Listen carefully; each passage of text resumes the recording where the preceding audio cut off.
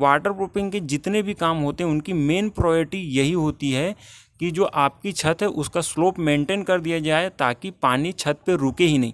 और आप तो जानते हैं अगर पानी छत पे रुकेगा ही नहीं तो आपकी छत वहाँ से लीक भी नहीं करेगी। देखिए, अगर आपके मकान का काम चल रहा है और आपके मकान का काम आपकी छत लेवल तक आ चुका है तो हम आपको यहाँ पे ऐसे कुछ बातें बताने वाले हैं, ऐसे कुछ टिप्स बताने वाले हैं जिनको अगर आप अपने छत की ढलाई के समय फॉलो करते हैं तो आप अपनी छत को वाटर प्रूफिंग का काम कराए बिना ही 100% लीकेज प्रूफ कर सकते हैं। और जो वाटर प्रूफिंग के काम में आपके लाखों रुपए वेस्ट होते हैं आप इन्हें बचा सकते हैं। बस हम जो इस वीडियो में आपको कुछ बातें बता रहे हैं इन बातों को आपको फॉलो करना है और आप वाटर प्रूफिंग के काम को कराए बिना ही अपने लाखों रुपए बचा सकते हैं, इस बात की हम आपको गारंटी देते हैं। तो अगर आप हमारे चैनल पर नए हैं तो चैनल को सब्सक्राइब करें, बेल आइकन हिट करें ताकि आने वाली वीडियो की नोटिफिकेशन आप तक पहुंच सके। तो चलिए वीडियो को शुरू करते हैं। और सबसे पहली बात इसमें जो आती है वो है सीमेंट की। देखिए, अगर आप अपने छत की ढलाई करते हैं तो इसमें आपको सीमेंट अच्छी से अच्छी यूज़ करनी है, जिसमें सबसे पहला नाम आता है अल्ट्राटेक का। देखिए, कई लोग ऐसे होते हैं जो हमसे ये सजेशन भी लेते हैं कि छत के ढलाई के लिए हम सीमेंट कौन सी यूज़ करें।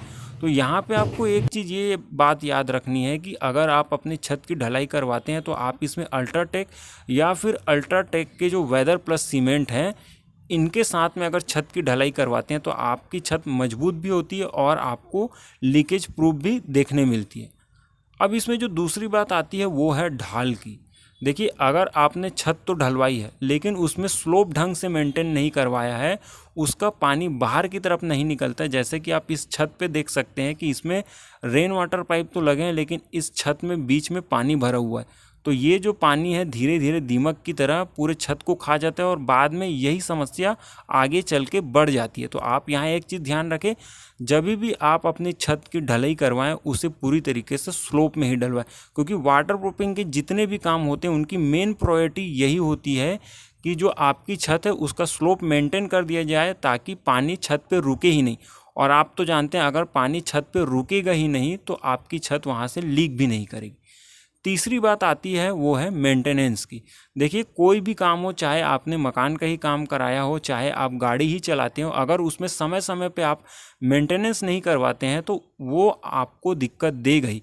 तो यहाँ पे हम आपको कुछ ऐसे सस्ते मेंटेनेंस बताएंगे। अगर आप हमें कमेंट करते हैं तो हम आपको कुछ ऐसे सस्ते मेंटेनेंस बताएंगे जिसमें आपको किसी लेबर की ज़रूरत नहीं होगी, किसी वर्कर की ज़रूरत नहीं होगी और ये काम आप घर पे रह के 1000 से 1500 रुपये में खुद ही निपटा सकते हैं।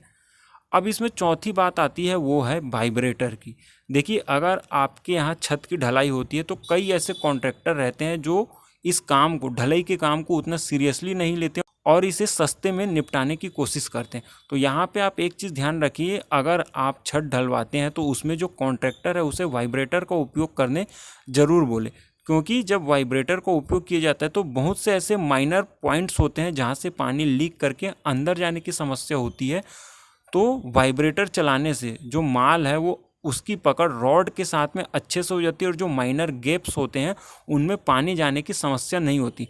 तो ये कुछ ऐसे टिप्स थे, ये 4 ऐसे बड़े कारण थे। अगर आप इन बातों को अपनी छत ढलाई के समय ही अच्छे से फॉलो करते हैं तो आपके छत पूरा लीकेज प्रूफ हो जाते हैं और जो वाटर प्रूफिंग में आपके लाखों रुपए वेस्ट होते हैं वो करने की आपको ज़रूरत नहीं पड़ती। तो उम्मीद करते हैं ये वीडियो कहीं ना कहीं आपके लिए यूज़फुल साबित होगा। तो आज के लिए इस वीडियो में बस इतना ही। चैनल पर नए हैं तो चैनल को सब्सक्राइब करें, वीडियो को लाइक और शेयर करें। आज के लिए बस इतना ही, धन्यवाद।